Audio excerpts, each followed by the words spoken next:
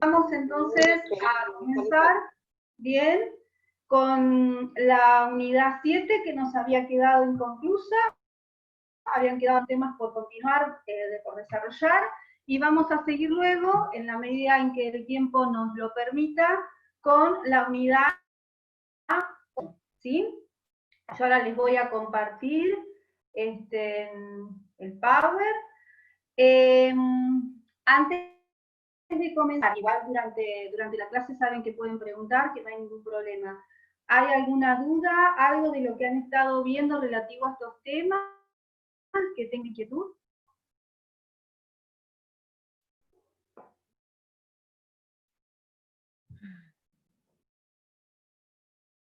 No, bueno, por ahora no. Bueno, entonces vamos a compartir y vamos a ver del desarrollo de lo que vamos a hablar hoy.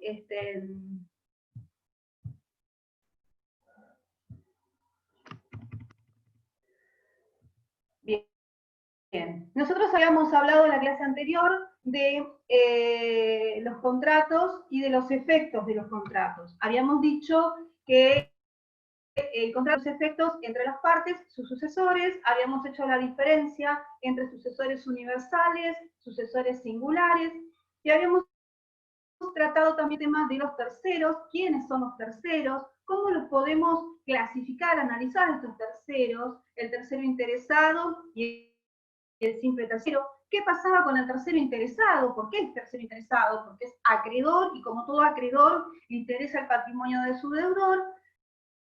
Y también porque puede haber ciertas implicancias en estas cuestiones que en definitiva, y acá me voy a detener y acá voy más despacito, que en definitiva el acreedor va a tomar conocimiento de estos contratos que ha celebrado a su deudor cuando intente ir contra el patrimonio y vea que ha realizado alguna maniobra y a partir de ahí habrá que analizar si esos contratos que ha celebrado su deudor son eficaces, no son eficaces, si les son oponibles, no son oponibles, qué acciones pueden entablar. Sobre todo esto hay una unidad específica relatada a las acciones que puede entablar bien el acreedor, como sería acción directa, acción subrogatoria, acción por fraude, por simulación. Por eso nos interesa destacar que cuando hablamos de terceros, hay distintos terceros, ¿bien? El tercero interesado y el simple tercero. Que el simple tercero lo que va a hacer que tiene que, la obligación que tiene es respetar el contrato. En principio, no podemos realizar un contrato en perjuicio con la intención de perjudicar a alguien, está prohibido. Por lo tanto, siendo que el contrato no busca perjudicar a un tercero, el simple tercero lo que tiene que hacer es respetar ese contrato que se ha celebrado. Y entonces a partir de allí empezamos a ver situaciones que parecerían ser excepcionales, ¿bien? A este principio general, donde aparecen entonces determinadas personas que serían terceros, y nosotros habíamos analizado anteriormente la promesa, bien, promesa del hecho ajeno. En esa promesa del hecho ajeno, ¿qué era lo importante? Acá, lo importante es que a esa persona que yo prometo que va a realizar el acto, como yo carezco de presentación y esa persona no firmó el contrato, no la puedo obligar a que cumpla esa promesa. Por lo tanto, esa promesa del hecho ajeno, ese tercero no es parte en el contrato y no le puedo exigir el cumplimiento, salvo que yo tuviera una representación o salvo que posteriormente ratifique esa promesa del hecho ajeno. Y en ese caso, ¿qué pasaría? Se integraría al contrato y deja ya de ser tercero, sino que sería parte integrante del contrato. Entonces, algo que en un primer momento sería como la promesa de derecho ajeno, en la medida en que carezca de representación quien lo promete y que el tercero no ratifique, al tercero no lo obliga y a quien suscribió esa promesa no le van a poder pedir que lo cumpla, pero sí lo van a hacer pasible de la responsabilidad que generó bien ese accionar. Y entonces empezamos a analizar la estipulación a favor de tercero. La estipulación a favor de tercero es un poquito más compleja y lo que tienen que tener presente es que partes en el contrato son estipulante y promitente. Estipulante, que es el que acuerda, ¿bien? Y promitente, que vendría a ser el deudor, quien va a cumplir esa prestación. El beneficiario no es parte. No obstante, al beneficiario se le acuerdan determinadas posibilidades, determinadas herramientas, una vez que acepta este beneficio que se realiza a su favor. ¿Cómo qué? Que en el caso de incumplimiento por parte del promitente, por parte del actor, el beneficiario puede exigir el cumplimiento, ¿bien? Puede reclamar el cumplimiento. Lo que no va a poder hacer es resolver esa estipulación, porque parte es promitente y estipulante. ¿Entendido? Lo que no va a poder es resolver. Puede exigir el cumplimiento, pero no resolver. Ese beneficiario, ese derecho que se le transmite al beneficiario, no es transmisible a sus sucesores, salvo que así se hubiera establecido. Si yo quiero beneficiar a una persona a que reciba determinado dinero todos los meses, en realidad quiero beneficiar a esa persona y no a otra. ¿Bien? Entonces, hay determinadas características que tiene el beneficiario que nos demuestra que no va a ser parte. Y acá lo que establecemos es un beneficio a favor de ese tercero. No se le pide ninguna contraprestación, es un beneficio que va a recibir. Por lo tanto, este supuesto, este supuesto se puede analizar en principio como una excepción al principio general de que los contratos producen efectos entre las partes, porque en este caso el contrato en sí está estableciendo un beneficio a favor de un tercero. ¿Qué pasa con el contrato por persona designada? Bueno, en este caso se celebra un contrato, pero la persona que va a celebrar no manifiesta quién es la persona que está detrás de la celebración de ese contrato. Dice que en otro momento va a decir quién es esa persona. Bien, se le da un plazo, tiene un plazo de 15 días para denunciar a esa persona, siempre que el contrato no prevea un plazo menor. ¿Sí? Esto esto se hace con la posibilidad, o sea, lo que acá hay es una posibilidad anticipada, decimos, de ceder la posición contractual. ¿Por qué? Porque en principio quien está contratando no adquiere para sí, sino que adquiere para otro, que lo va a manifestar cuando, en otro va a decir dentro de determinado plazo, y ese plazo que le damos son 15 días. En 15 días tiene que decir a nombre de quién está adquiriendo. Una vez que se comunica quién es la persona que contrata, productos retroactivos a la fecha en la que se celebró. ¿Qué quiere decir esto? Quiere decir que todas las consecuencias, el ingreso de esa persona produce las consecuencias en que se celebró, todas las obligaciones que se contrajeron, los pagos, si hubiera algún planteo de nulidad, si había algún planteo de ineficacia, todo produce efecto retroactivo. Esta persona va a asumir bien todas las consecuencias, porque desde el origen se dijo que contrataba a nombre de una persona que ya lo iba a designar. Es decir, él ya tenía el contratante que concurre ya tenía en cierta medida, sabía a nombre de quien estaba concurriendo. No es que lo desconoce, pero que después va a decir quién es esa persona.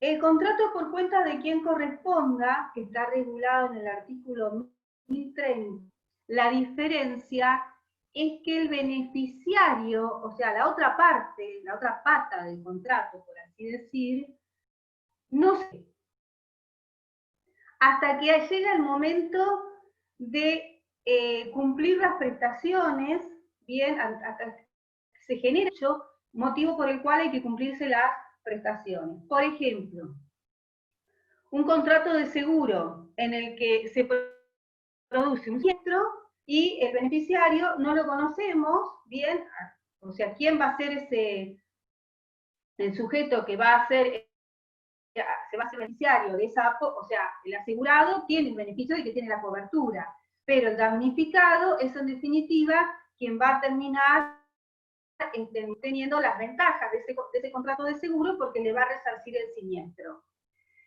Lo mismo se podría decir en el contrato de transporte, cuando se contrata un servicio y no se sabe bien quiénes van a utilizar el mismo hasta el momento efectivo de cumplimiento del servicio. En este caso, queda sujeto a una condición suspensiva. ¿Qué quiere decir con esto? Que el contrato y las obligaciones no nacen hasta que no se produce la asunción de esta persona, no nace la obligación, bien, no nacen las consecuencias de ese contrato, hasta que no surge la persona beneficiaria, la persona a la cual vendría a ser, bien, esta otra parte contratante que decimos que es como que estuviera oculta, como que no se conoce hasta el momento en que se tienen que hacer efectivas las prestaciones. Típico caso, les digo, el contrato de seguro. Ahora, ¿qué nos dice? ¿Qué nos demuestra todo esto? Que en todas estas situaciones pares que estamos analizando, ya sea la promesa del hecho ajeno, ya sea el contrato por persona a designar, ya sea el contrato por cuenta de corresponda, acá, en esos supuestos, o se obra sin poder, sin representación, y hasta que el otro no se presenta, no se integra como parte, o no conocemos quién va a ser la parte hasta que no se produce el hecho generador, o hasta que no se denuncia. Por lo tanto, estas situaciones, en principio, no serían reales excepciones al principio general, salvo la de la estipulación a favor de terceros, bien, en donde hay netamente un beneficiario que es ajeno al vínculo contractual. Pero más, tanto en la promesa del hecho ajeno, como en el contrato a nombre de tercero, como el contrato a cuenta de quien corresponda, en el contrato por persona a designar, una de las posiciones contractuales está como no visible y luego se visibiliza. Por lo tanto, no serían bien reales excepciones. Se las traen para que lo tengan presente y se analicen porque están en una situación en donde todavía no se han explicado quién es el otro contratante. Bueno, esto ya lo habíamos visto la clase anterior, el tema de la acción directa, que yo les había aclarado bien, las diferencias entre la acción directa y la acción subrogatoria. Y después, bueno, hay algunas cuestiones que a mí me gusta por ahí remarcar, y más ahora que lo tengan presente, cuando hablamos de la fuerza obligada del contrato y de los efectos que genera el contrato, recuerden que en su momento que dijimos, siempre que hablamos de contrato, hablamos de estas voluntades, hablamos de la característica que tiene un contenido patrimonial, pero tenemos que tener presente esa autonomía de la voluntad, que es la posibilidad de poder decir si quiero contratar y las condiciones en cómo quiero contratar. Ahora, hay otras cuestiones, recuerden que por ser de orden público las partes no pueden disponer, es decir, que ese derecho no es disponible, es así, no puede modificar algo que tiene carácter de orden público, porque el Estado ha querido tutelarlo para preservar el bien común. Pero hay otras cuestiones en donde se produce una situación inversa. ¿Qué quiere decir esto? Quiere decir que el Estado interviene en contratos ingresa en los contratos de los particulares y los modifica. Actualmente tenemos ejemplos en nuestro país de estas situaciones. ¿Qué es lo que está pasando, por ejemplo, con los contratos de locación? No se pueden actualizar, no se puede aplicar el ajuste que han establecido porque está suspendido. ¿Qué pasa con los contratos que vencieron? Se prorrogan en el tiempo, no le podemos decir al inquilino que se vaya porque está prorrogado en el tiempo. Entonces, eso implica una intervención por parte del Estado en los contratos, y que en algunos casos ha sido cuestionado anteriormente por presiones judiciales. Ejemplo, las intervenciones que se hicieron hace muchos años, tal vez algunos recién de los que están acá, no sé si habrán nacido en ese momento, en el año 2002, cuando se decidió especificar depósitos en dólares. Ahí hubo una intervención por parte del Estado en los contratos celebrados por los particulares que habían establecido un depósito en dólares, y cuando querían sacar el dinero no se le iba a dar el valor en dólares, sino que se le iba a dar en pesos y con una aplicación de un índice determinado. Entonces, hay situaciones en donde el Estado interviene. Esas situaciones, ¿qué hacen? Generan inseguridad jurídica en todo lo que tiene que ver con cuestiones de la órbita contractual. Afectan el derecho a la propiedad, ¿bien? Modifican, alteran derechos de carácter reconocidos por la Constitución. Entonces, hay que tener presente que estas situaciones en la dinámica diaria de los contratos se pueden presentar. Y si ustedes me dicen, ¿cómo sé yo si puedo hacer esto acordando con una persona o no lo puedo hacer? Y para eso estamos en esta materia. Es decir, ustedes van a ver en el desarrollo de la segunda parte todas las disposiciones que son de orden público en los contratos en especial, y por el otro lado, en la parte general, ¿a qué nos vamos a tener? Principalmente a lo que tiene que ver los elementos esenciales de los contratos. Cuando hablamos de la capacidad, ¿quién puede contratar y quién no puede contratar? Cuando hablamos de cómo tiene que ser el objeto del contrato. Cuando hablamos de las obligaciones, bueno, precisamente las prestaciones que tienen que ser acordes a la moral, a las buenas costumbres, posible, cierta, lícita, determinada, determinable. O sea, todas esas cuestiones hacen a la legalidad de lo que vamos a contratar. Bueno, ahora yo pasaría a la unidad 8. Sí.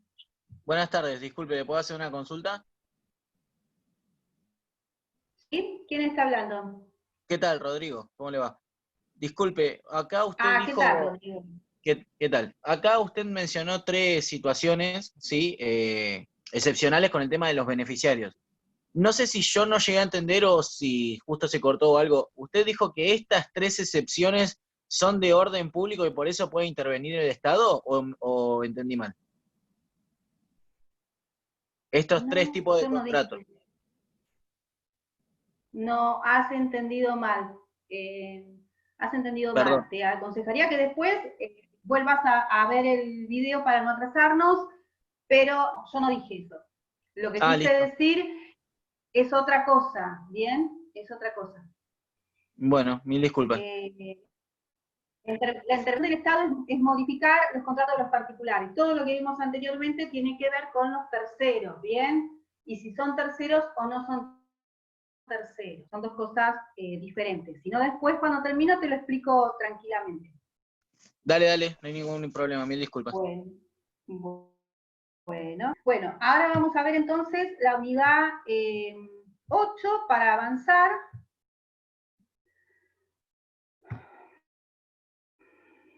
Bien.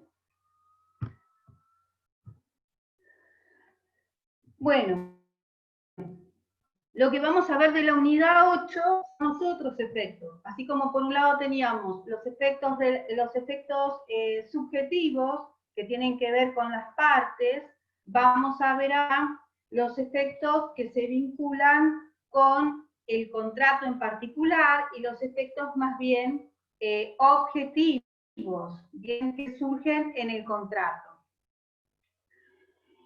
Estos efectos objetivos, ¿a qué se refieren? A las consecuencias derivadas del contrato. ¿Y a las consecuencias derivadas de qué contratos nos vamos a referir? A los contratos bilaterales, en primer lugar. Después a toda otra unidad que se refiere a los contratos onerosos.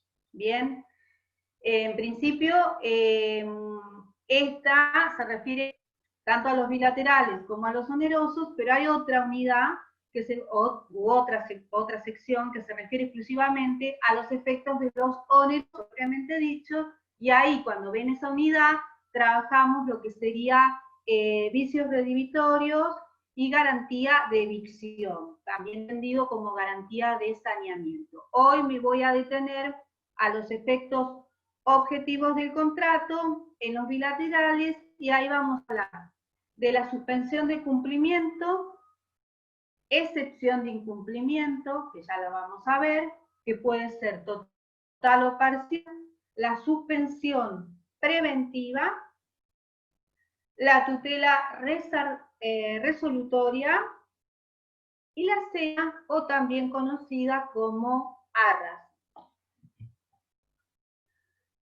La suspensión del cumplimiento la ven en el artículo 1031. Se los voy a explicar y después alguno de ustedes que lea el artículo 1031 para ver si tienen alguna duda en cuanto a su redacción o si hay algo para analizar, para criticar de esa misma redacción. La suspensión de cumplimiento, ¿qué sería? Significa que yo no cumplo, yo deudor no cumplo, porque el acreedor no cumplió anteriormente. Estamos hablando de un contrato bilateral en donde hay obligaciones recíprocas, ejemplo, entregar la cosa, pagar el precio, y simultáneo, en el mismo acto, cuando estudiamos la clasificación, que dijimos lo importante que es de saber si estamos en presencia de un contrato bilateral o de un contrato simultáneo o de un contrato instantáneo, para poder saber que los institutos que les vamos a aplicar. Y en este caso nos estamos refiriendo a la suspensión de cumplimiento, que se caracteriza ¿por qué? Por decir que una de las partes no va a cumplir porque la anterior, como les dije, no cumplió. Y entonces, ¿qué va a hacer? Va a suspender el cumplimiento de su prestación hasta que el otro cumpla. ¿Y cómo se presenta esto? Bueno, Juan, por ejemplo, le tiene que entregar mercadería a Pedro. ¿Qué mercadería le tenía que entregar? Imaginemos que le tenía que entregar, no sé, portones para de viviendas. Como no le entregó, ¿cuándo se la tendría que entregar? El 15 de agosto. Bien. ¿Y qué tenía que hacer Pedro? Pedro tenía que pagar el 15 de agosto por los portones. Pero como Juan no le entregó los portones, Pedro no le pagó. Entonces, ¿qué pasa? Juan lo demanda a Pedro porque no le paga. ¿Y Pedro qué dice? No, yo no te voy a pagar porque vos no me trajiste anteriormente los portones. Entonces, ¿qué significa esto? Significa que se excepciona uno de los contratantes por el incumplimiento anterior del otro contratante. Es decir, es una posibilidad de incumplir el contrato precisamente porque el otro no lo cumplió. ¿Quién quiere leer el 1031? Así analizamos la redacción, a ver. No sé, si quiere lo leo, doctora. Bien, Mirta, me gusta. Vamos. Artículo 1031, suspensión del cumplimiento. En los contratos bilaterales, cuando las partes deben cumplir simultáneamente, una de ellas puede suspender el cumplimiento de la prestación hasta que la otra cumpla u ofrezca cumplir. La suspensión puede ser deducida judicialmente como acción o como excepción. Si la prestación es a favor de varios interesados, puede suspenderse la parte debida a cada uno hasta la ejecución completa de la contraprestación. Esto tiene que ver, la última parte tiene que ver con si la obligación es divisible o indivisible. Bien, siendo indivisible, una de las prestaciones se puede llegar a presentar. Y se puede presentar ya sea como excepción, cuando lo demandan al ocupante y él se excepciona, o como una presentación judicial en donde dice, presento, según desde qué mirada se analice, presento la suspensión, en caso si presenta la suspensión antes que lo demanden, ¿qué será? Será una acción. En cambio, si lo demandan y contesta con la excepción, bueno, ya les dije, es una excepción, es decir, que es para frenar la demanda que le están reclamando. Bien. El 1031 no tiene mucho mayor análisis. Yo generalmente a los chicos les digo, porque también doy clases con los ingresantes, digo, bueno, es como lo que dicen algunos, pero esto no lo explicaron. ¿Vieron cuando se les toma parcial y dicen, pero esto no lo vimos en clase, esto no lo explicaron? Entonces es como que ustedes ahí claramente hacen una aplicación de la excepción de cumplimiento. Como el otro no cumplió, yo no cumplo. Como a mí no me lo explicaron, yo no lo estudié. Ahí tienen el más claro ejemplo de la excepción de cumplimiento. Bueno. Ya no es una justificación, entonces. Claro. El 1032 les habla de la tutela preventiva. La tutela preventiva, ahora lo vamos a leer, lo vamos a analizar, pero ustedes lo pueden vincular claramente con la insolvencia de uno de los contratantes y la amenaza de cumplir la prestación ante la insolvencia, ante la posible insolvencia del otro contratante y el daño que va a generar a quien cumple. Entonces, ante esa situación, estaría la posibilidad de suspender bien el cumplimiento de la prestación. Este sería un claro ejemplo de una tutela preventiva. Yo sé que el otro no me va a cumplir, entonces no le entrego. ¿Por qué? Porque sé que está insolvente, sé que no tiene las garantías de... imagínense que se hubiera previsto, qué sé yo, la entrega de muebles nuevos, todo un amoblamiento nuevo para un restaurante a pagar en mensualidades, mediante pagarés. Y el que le va a llevar los muebles, que sería, o un hotel, por ejemplo, y que el valor sería 1.000.000 de pesos. El que va a llevar, bien el contratante, dice, yo podría solicitar la tutela preventiva, es decir, me imagino que no me van a pagar. Bien, y ante esa situación posible y cierta, pido la suspensión del cumplimiento hasta que me dé las garantías suficientes de que efectivamente lo va a cumplir. ¿Quién quiere leer el 1032? A ver. Yo puedo leer, doctora. Bueno, vamos. Una parte puede suspender su propio cumplimiento si sus derechos sufriesen una grave amenaza de daño porque la otra parte ha sufrido menoscabo significativo en su aptitud para cumplir o en su solvencia. La suspensión queda sin efecto cuando la otra parte cumple o da seguridades suficientes de que el cumplimiento será realizado. Perfecto. Creo que no les va a quedar lugar a dudas más con el ejemplo y con la situación económica que estamos atravesando hoy, la posibilidad o la cantidad de casos que se pueden presentar en que se recurra a esta tutela preventiva, ¿no es cierto? Estamos hablando de contratos bilaterales, contratos que son onerosos, porque me está hablando que lo que tiene en cuenta es la solvencia de la otra parte, la aptitud de cumplir, y ante esa amenaza viene el daño posible ante un incumplimiento por las circunstancias del caso, seguramente, que hacen que se genere esta situación, suspende el cumplimiento y bueno, tendrá que validar nuevamente las garantías de que va a poder cumplir. Si da una garantía no hay ningún problema, el tema es cuando no hay garantías, entonces frena el cumplimiento para que presente las garantías y entonces se pueda llevar adelante el contrato. Disculpe, doctora, ¿puedo hacer una consulta? ¿Lo digo? Sí. Sí, la tutela preventiva es una medida que solicita una de las partes ante un juez. La tutela preventiva no necesariamente tenemos que pensar que va a ser en forma judicial. Es decir, ustedes tienen que tener presente esto. Van a ser abogados el día de mañana, y si por cada cuestión que presenta vamos a entablar una acción judicial para hacer valer nuestro derecho, estaríamos en cierta medida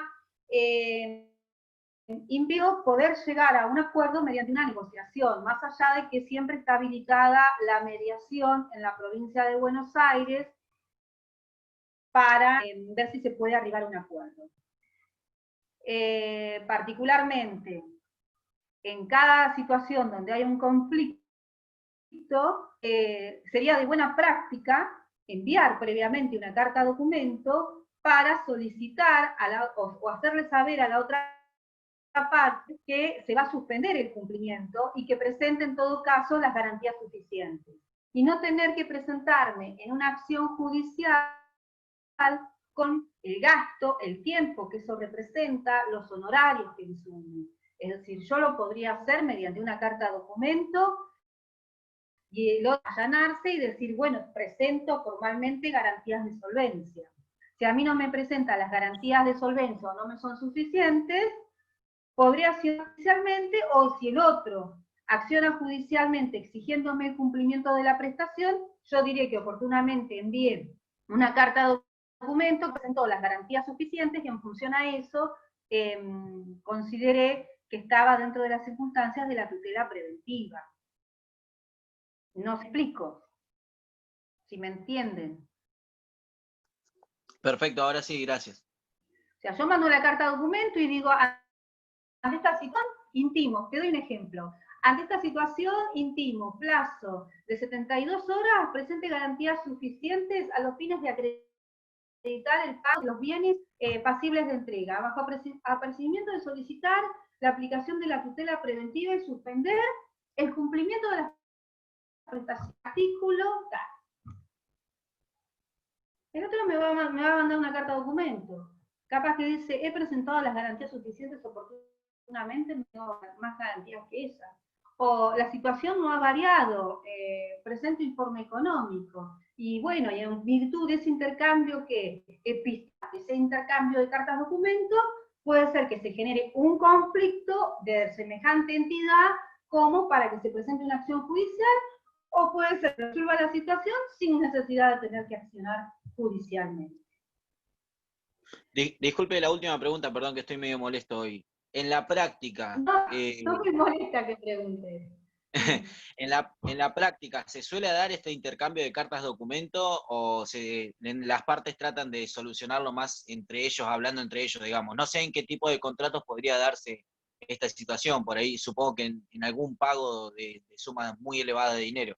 Estamos hablando de contratos importantes, estamos hablando de contratos de un valor significativo, y estamos hablando de la necesidad de demostrar esta solvencia o de acreditar esta solvencia para evitar un mayor daño. Bien, yo sé que ya hay varios acreedores a los que les dejé un tendal de deuda, entonces ahora no me quiero arriesgar, y haciendo hincapié en ese antecedente, podría yo directamente superar, o sea, no me va a presentar garantías. Me sirve por qué yo presento, o por qué el acreedor presentaría la tutela. O sea, no estamos hablando de un valor insignificante, bien, de un escaso monto. ¿Por qué? Porque eso me estaría dando lugar a un abuso de derecho. Son 300 pesos que me tiene que pagar por un libro y le digo que le voy a aplicar la tutela preventiva. O sea, estamos hablando de situaciones realmente que ameritan, porque si no, ya les digo, se tornaría abuso. Pero ¿por qué está bueno que quien está en esta situación haga aplicación de la suspensión en base a la tutela preventiva? Porque si no lo van a demandar, puede pasar. Si yo no cumplo, el otro me puede decir, yo no cumplo porque vos no cumpliste, te aplico la excepción de cumplimiento. Bueno, pero ¿qué pasó? ¿Por qué yo no cumplí? Puede decir el otro. Porque te pedí las garantías suficientes y vos no me las acreditaste y dejaste un montón de deudas previamente. Entonces, jugar los institutos como que puede ser uno que se superponga a otro. Y yo tengo que presentar de mi parte por qué decido suspender. Porque si no estoy en falta, y si estoy en falta me pueden hacer un juicio, exigiéndome el cumplimiento del contrato, exigiéndome los daños, pidiéndome la resolución del contrato, generar una acción judicial con antecedentes desfavorables el día de mañana, quiero presentarme a una licitación o algún antecedente en la órbita del Estado. Entonces, una cosa es decir, yo tengo acreditado que suspendí porque estaban dadas estas situaciones, y otra cosa es decir, ay, no le voy a entregar la mercadería porque tengo que pagar, y después tengo un problema. Entonces lo tengo que acreditar, por más que yo vaya y le diga, ay, no, mirá, ¿sabes qué? Y las palabras se las invento. O sea, si vamos a ser abogados, podés hablarlo, podés decir, bueno, no quiero romper el vínculo con este acreedor o con este deudor, no le veo una carta de documento, bueno, hablale, decile, fíjate, pero si ves que no responde, si ves que no hay, no es satisfactorio, bueno, la carta de documento, dejarlo en evidencia y que presente formalmente la documentación correspondiente.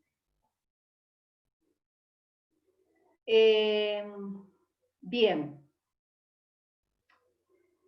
Si estamos hablando de, como hablábamos hoy, la excepción de cumplimiento, si se presenta como excepción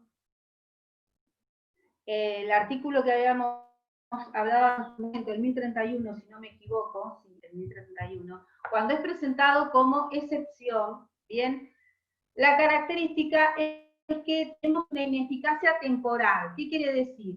Que es por un tiempo que yo voy a poder decir no cumplo porque el otro no cumple. Porque cuando el otro que diga cumplo o ofrezco tal día, tal hora, no me va a quedar más remedio que cumplir, cuando es como excepción.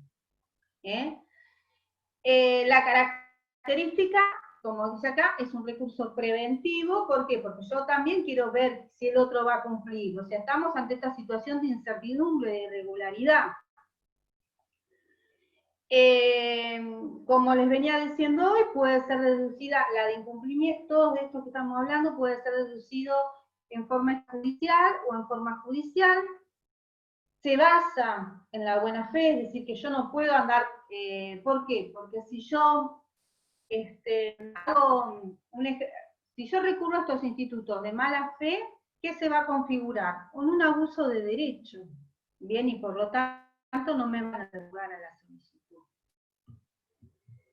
Bien, vamos a ver ahora, dentro de los efectos, la tutela resolutoria, que está en el artículo 1087. Que nosotros antes la conocíamos como pacto resolutorio tácito o implícito.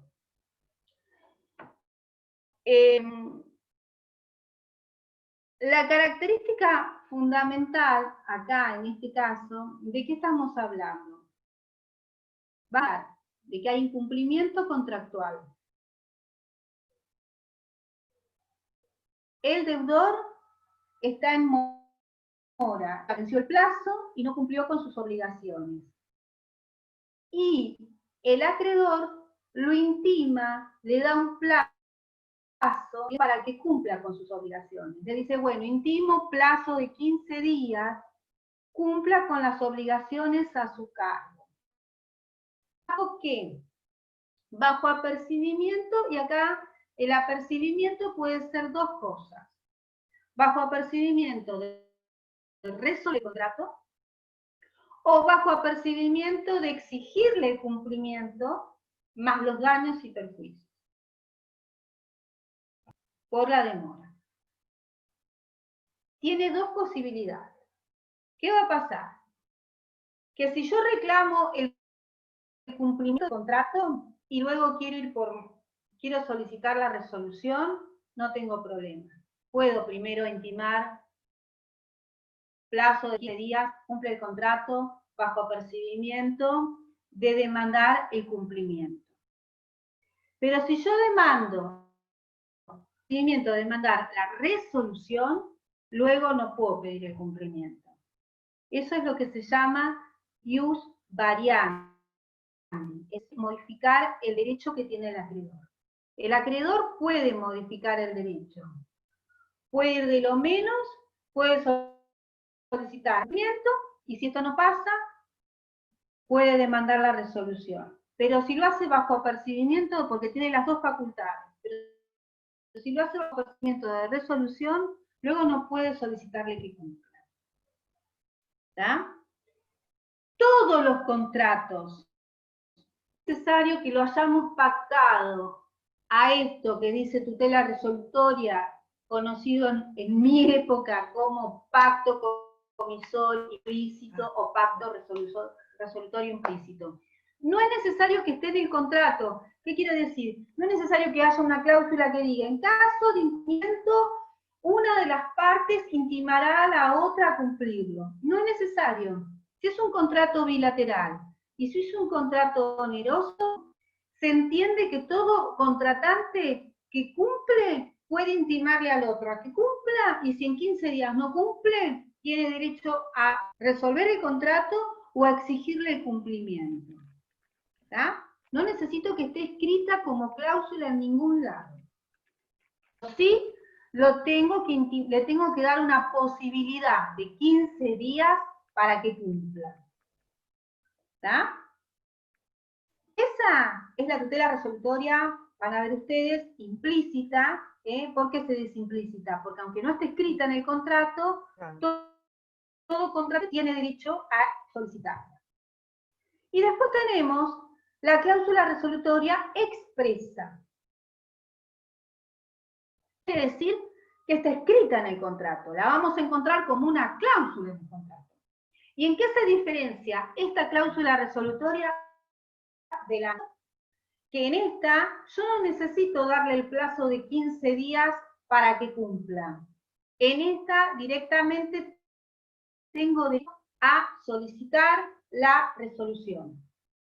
¿Bien? No necesito darle un plazo para que cumpla. Por el otro lado, ¿cuál otra diferencia tenemos? Que son para casos puntuales, que expresamente las partes lo hayan pactado. Por ejemplo, yo celebro un contrato de locación y digo, es condición, después podremos discutir si está bien, si está mal, pero bueno, qué sé yo. Yo podría decir, ¿qué es condición? Yo no avalo esta postura, yo no la avalo, aclaro, pero es un ejemplo. Es condicional para la locación para la presente locación que el locatario, que sería el inquilino, no tenga perros en el inmueble, no tenga ningún perro. Caso contrario, se procederá a la resolución del contrato. Esa es una cláusula expresa, que yo decidí que si eso pasa, voy a resolverlo. Porque no es normal que una persona pacte esa cláusula. O podría poner otra cláusula. Otro ejemplo. El locador, bien, deberá realizar los trámites en la municipalidad, que es el dueño, en la municipalidad, para que esté en condiciones la propiedad de habilitarse nuevamente como comercio. Va a apercibimiento de que si esto no lo realiza, se procederá a la resolución del contrato. Es decir, como debía un montón de deudas inmueble, no se puede poner de vuelta un comercio hasta que no se salden las deudas. Entonces yo establezco como condición especial que es obligación del locador, del dueño, dejar todo en condiciones para que se pueda generar la nueva habilitación. Si esto no lo hace, tengo derecho a resolverlo, lo pacto expresamente. O decir que las paredes tendrán que estar pintadas de color blanco, que si decide cambiar de pared de color, es causando ilusión, un ejemplo, qué sé yo. Entonces no son obligaciones principales, entregar la cosa, pagar el precio, responder en caso de que surja un desperfecto, no, son obligaciones accesorias que decidimos ante el incumplimiento de las mismas, derecho a resolver el contrato. Entonces ahí tiene que estar expresamente establecido. No se entiende que es implícita esa cláusula. Tiene que estar expresamente establecido. Lo tienen que haber acordado de esa manera. Y en ese caso no es necesario dar un plazo de 15 días, sino que directamente se comunica la decisión de resolverlo. Cuando dice fehacientemente es porque tiene que ser mediante una carta documento, mediante un telegrama, para acreditar que se ha hecho uso se han cumplido las obligaciones y se hace uso de esta. Ahora esta cláusula tiene que estar redactada, la otra no. ¿Entendieron la diferencia? Sí, perfecto. Doctora, yo quería preguntarle, Sí. entre resolución y rescisión de un contrato, ¿hay diferencias? ¿Son institutos distintos? Sí. Totalmente distinto. Cuando hablamos de resolución, está hablando de la finalización de un contrato por un incumplimiento contractual. Alguien tuvo la culpa. Hubo un conflicto y decidimos finalizarlo. Cuando hablamos de rescisión, son modalidades que acordan las partes para finalizar el contrato. Y esa modalidad la fijaron en una cláusula, pero que no tiene que ver con la culpa por un incumplimiento. Por ejemplo, es la típica que se dice que el inquilino, el locatario, puede, en realidad van a ver que muchas veces el mismo código confunde la terminología o las leyes. Dice, puede rescindir anticipadamente el contrato, avisándole, me quiero ir porque ya no quiero vivir más acá, porque no me gusta, pero ¿por qué te vas? ¿Yo incumplí en algo? ¿El dueño incumplió en algo? Claro. No. ¿Y vino a incumplir en algo? ¿El locatario incumplió en algo? No. Decidió irse simplemente. Y entonces dicen que para poder finalizar el contrato se tiene que dar con 3 meses, con tanto tiempo de anticipación. Y establecen mecanismos para dejar sin efecto el contrato. Por ejemplo, en una época miraba mucho los contratos de vigilancia, se decía que se renuevan automáticamente en los edificios, o de limpieza podría ser, se renueva automáticamente, salvo que una de las partes manifieste la voluntad de no continuarlo, y no obstante eso, las partes pueden rescindir el contrato en cualquier momento, como uno con 10 días de anticipación. ¿Cuántos contratos vemos que dicen que te podés dar de baja avisando con tanto tiempo de anticipación? Ahí no hay un incumplimiento. Y a eso lo llamamos rescisión. La facultad de finalizar el contrato antes de lo pactado, comunicándolo con cierto plazo. En cambio, cuando hablamos de resolución, hablamos de que hubo una parte que incumplió y la otra decide resolverlo. Esto parece como si fuera un divorcio, ¿vieron? De alguien, bueno, hubo un culpable y decidimos dejar sin efecto, sin continuidad, ese contrato. Y ahí viene en la órbita judicial que se va a querer determinar quién fue el culpable para ver quién tiene obligación de reparar, bien, ese contrato incumplido y las consecuencias que acarrea. Gracias, doctora. No, de nada. Bueno, esto del ius variandi que tenía que ver con las facultades, con las facultades de resolver el contrato o de exigir el cumplimiento. Tienen que tener en cuenta también que cuando hablamos de resolver el contrato, no hablamos de que es implícita esta cláusula, el principio general. ¿Cuál es?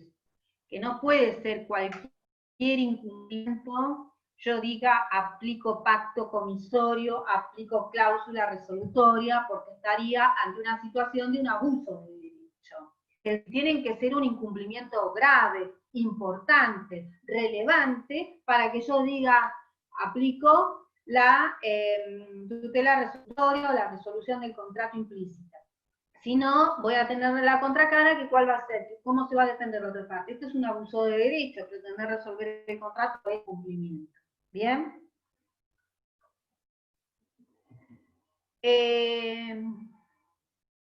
¿Qué más?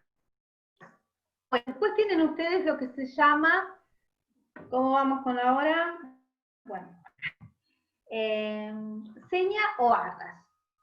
¿Y qué es esto? Bueno, en mi época se usaba mucho, ahora creo que ya no se usa tanto. Digo en mi época porque cuando era chica, hecho, trabajaba en un comercio y a veces pasaba alguien y decía, ay, me gusta ese pullover, es el último que queda, no lo querés enseñar, entonces me y dejaba una seña. Bueno, está bien, te dejo, ¿cuánto sale? 3.000, te dejo 500 pesos, que es lo único que tengo. Bueno, está bien. Tenía que volver a pasar zona, se le descontaba el precio de lo que había dejado en concepto de seña, y si no pasaba, ¿qué ocurría? Perdía la seña, y el producto era puesto nuevamente a la, y la penalidad era perder la seña. Eso, que es seña, bien, nuestro Código Civil lo regula en el artículo 1059, 1060, y ustedes tienen que tener presente que la seña la podemos analizar desde dos miradas. Una que la llamamos confirmatoria y otra que la llamamos penitencial. Se dice que la seña es confirmatoria cuando lo que busca es garantizar el cumplimiento de la obligación principal. Es decir, tan entusiasmada de celebrar este contrato, tan conforme estoy con lo que quiero realizar, que te demuestro para eso que dejo tanto dinero para que, como seña, para confirmarte mi necesidad de querer llevar adelante ese negocio. Cuando hablamos de seña confirmatoria con esta mirada, es propia o era propia anteriormente, cuando tenía el de comercio, en las operaciones comerciales. Las personas garantizaban, esforzaban querer concretar ese negocio, dejando una seña, y el carácter era confirmar, reforzar su decisión.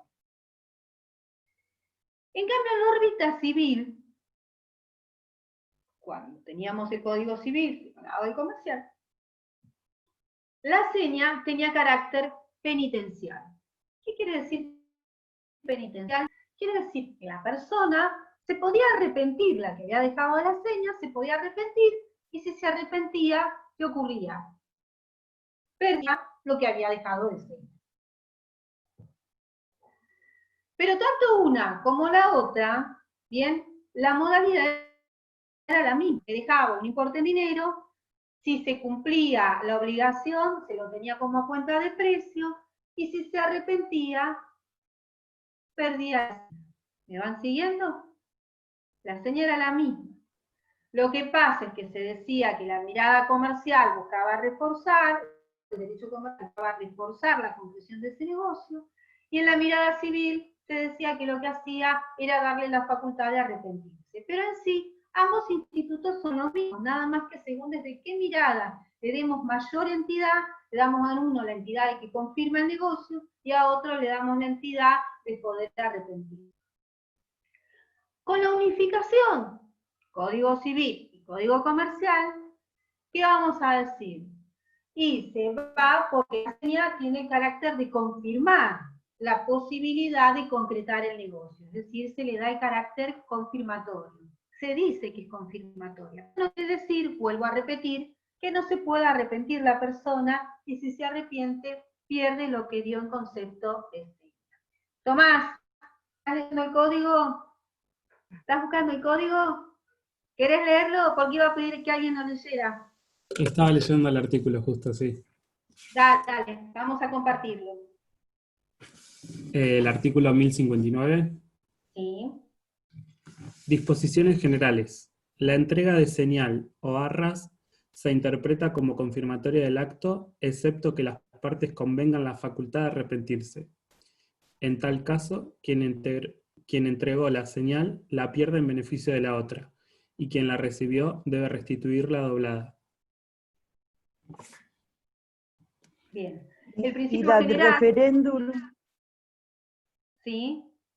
no, y la No, seña eso es ad otra cosa. referéndum. Eso ya lo voy a explicar, es otra cosa, Está.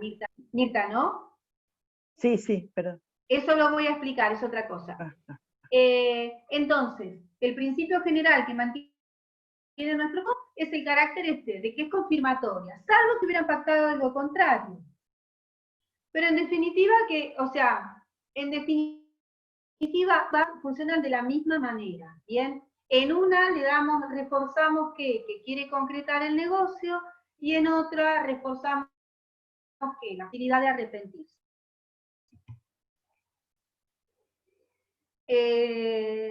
Bueno, esto ya está. Bien, el 1060, a ver, ¿querés ver el 1060, Tomás? 1059 habías leído antes, ¿no? Sí. 1060. Modalidad. Como señal o arras pueden entregarse dinero o cosas muebles.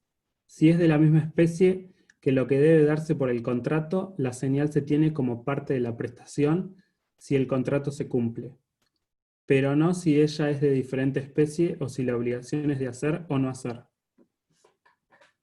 Bien. Estamos de vuelta. El principio general. Si la especie se tiene como cuenta de precio. ¿Qué quiere decir? Que se va a descontar luego del precio general.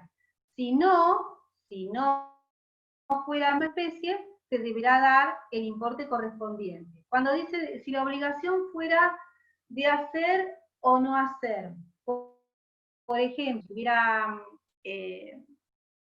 hay obligaciones de no hacer, pero yo no los quiero tampoco pero cuando hablamos de obligación de no hacer, estamos imponiendo, por ejemplo, en lo que sería un fondo de comercio, en donde hay la obligación de no instalar dentro, o sea, pero vayamos al principio para no complicarnos. Vayamos al principio general, que tiene que, si es en la misma especie, se va a descontar, bien, y de lo contrario, se va a restituir lo que se hubiera dado el concepto de seña y se dará el precio correspondiente. ¿Está? Antes decía que tenía que ser en suma de dinero. Hoy prevé la posibilidad de que habla ya de especie, o sea que si yo lo que voy a entregar es una cantidad de muebles, puede ser que haya, o alguna situación diferente, no necesariamente tiene que, ¿por qué? Porque puede contemplar una permuta, o porque puede contemplar un pago en especie que podría no ser en moneda de curso legal, o podría ser con alguna otra modalidad de intervención, no hay problema. Pero antes decía precio cierto en dinero. Hoy lo que me toma en cuenta es que sea de la misma especie. Si es de la misma especie, se tiene a cuenta, y si no, se reintegrará y dará el equivalente. Hay algo sí que es importante que ustedes lo tengan presente, que es la diferencia con la cláusula penal. Pero antes quiero ver si tengo lo de la cláusula penal. Y después voy a lo que había dicho Mirta de al referéndum. La cláusula penal, bien, vamos a encontrar un contrato donde hay una intención, que la intención ¿cuál es? Desalentar el incumplimiento del contrato. Entonces, van a encontrar, por ejemplo, una redacción que dice, en caso que el locatario entregue la unidad locada el día del vencimiento del contrato, deberá abonar por cada día de atraso, un ejemplo, la suma de 5.000 pesos.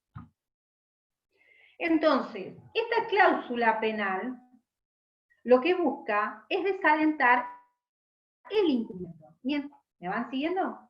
Mientras que la seña o arras lo que autoriza es la facultad de arrepentirse. ¿Bien?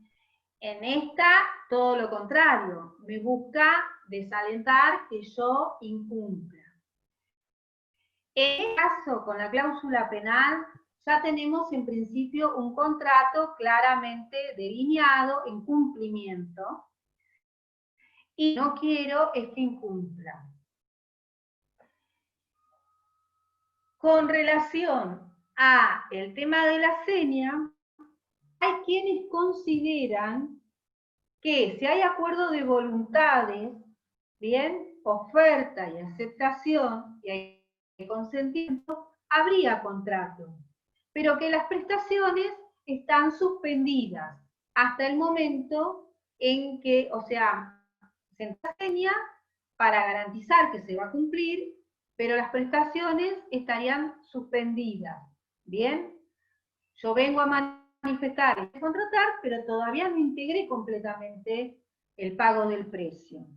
Bien, por lo tanto estamos en una etapa en que todavía no tengo cumplimiento y tengo la facultad de arrepentirme. En el de la cláusula penal, el contrato ya está vigente, en el contrato hay plenos cumplimientos de prestaciones, y para desalentar algún incumplimiento, fijamos en un tratado la posibilidad de que ante un incumplimiento se le va a aplicar tal penalidad. Esa sería la cláusula penal. La cláusula penal sanciona, desalienta el incumplimiento, ¿sí? Y fija, en cierta medida, un resarcimiento de manera anticipada. ¿Qué puede pasar? Puede pasar que a futuro esta cláusula penal, si yo la quiero hacer en sede judicial, me digan que es abusiva, me digan que es leonina, que es excesivamente onerosa, que es contraria a la moral, a las buenas costumbres. En otros casos puede ser que la otra parte a la que le quiera hacer valer diga que se vio obligado a firmarlo porque eso hubiera podido contratar. Y bueno, ¿qué quiero decir con esto?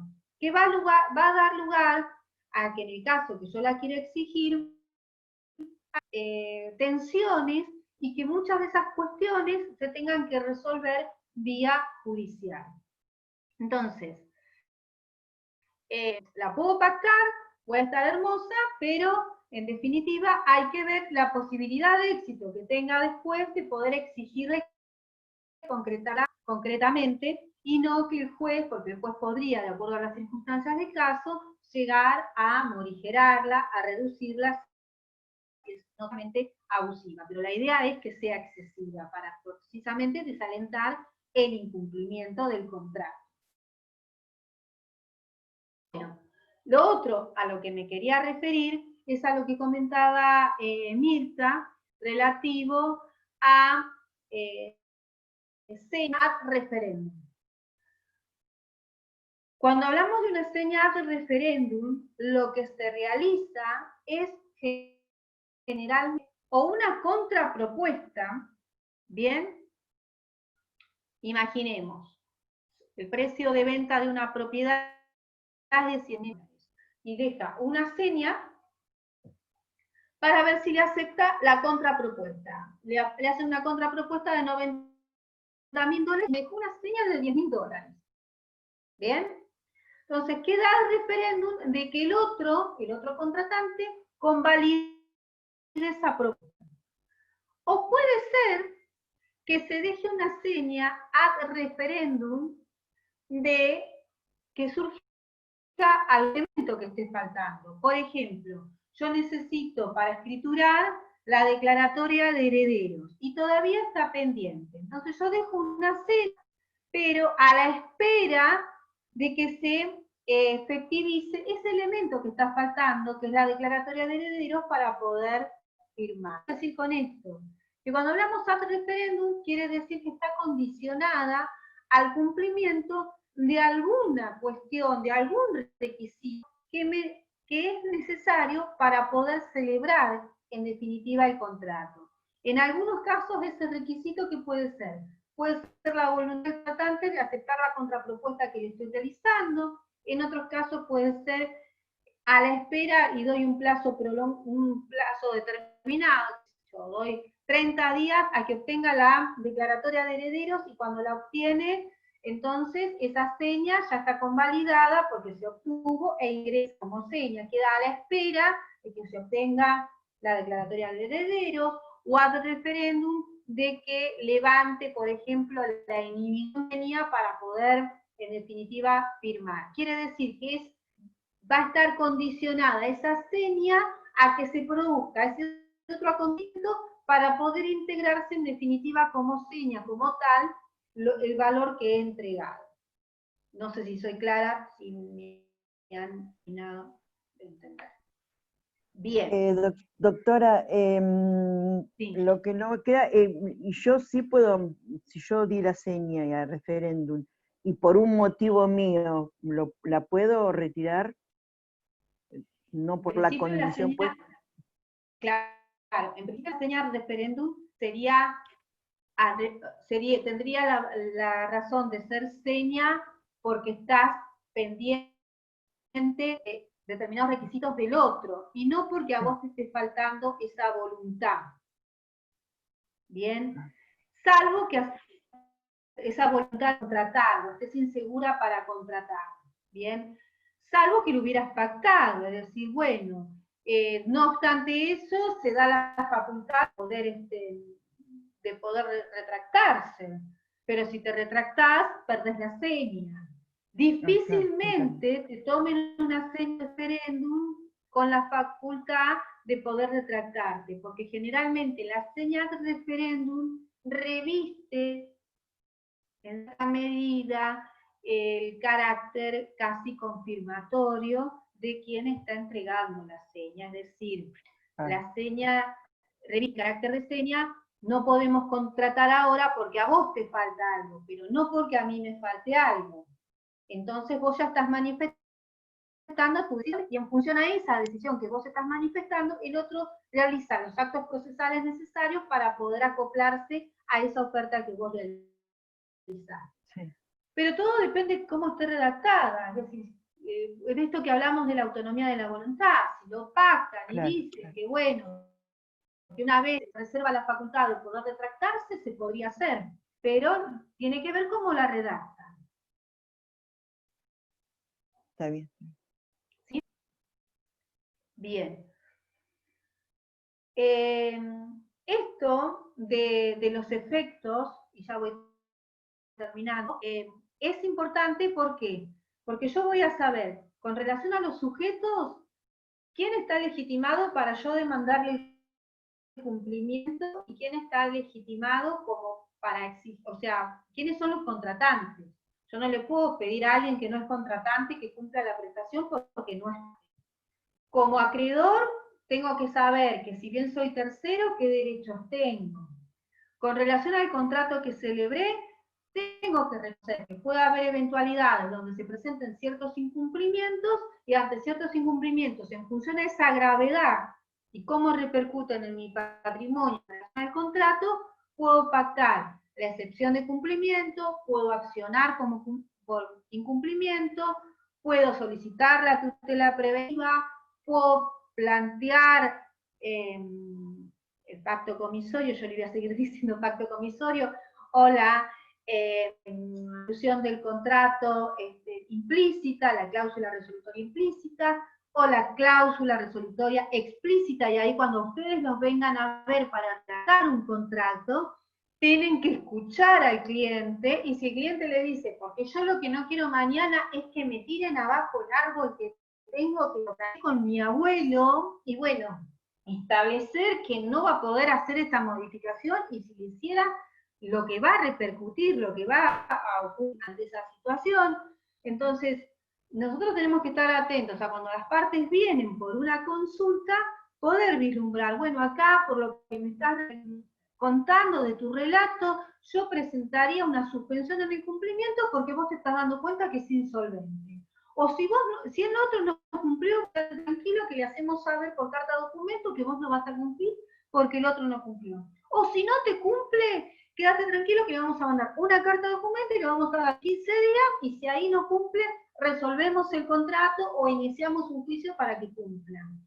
Entonces ustedes son elementos que les estamos dando para que puedan asesorar en función a estos elementos, estos institutos jurídicos, la solución al conflicto en la órbita contractual. Bien, con esto estaríamos terminando en cierta medida la unidad 7 y la unidad 8. ¿Dudas que tengan? ¿En este momento tienen alguna duda? ¿No? Bueno, después, cuando empiecen a estudiar más a fondo, dudas que tengan, les pueden plantear en el grupo, o saben que pueden utilizar, como ya les dije, la plataforma del campus. Así que bueno, otra cosita más, y ya con esto termino, de mi parte siempre van a estar las clases me encanta dar clases, siempre van a tener las clases, salvo que avise que no doy clases, ¿sí? Así que, bueno, si no hay preguntas, no sé si hay... Doctora, yo tengo una duda. Sí. Estoy estudiando el libro de Borda y la unidad 10 o 11, que es la de la modificación de los contratos, no encontré contenido ahí.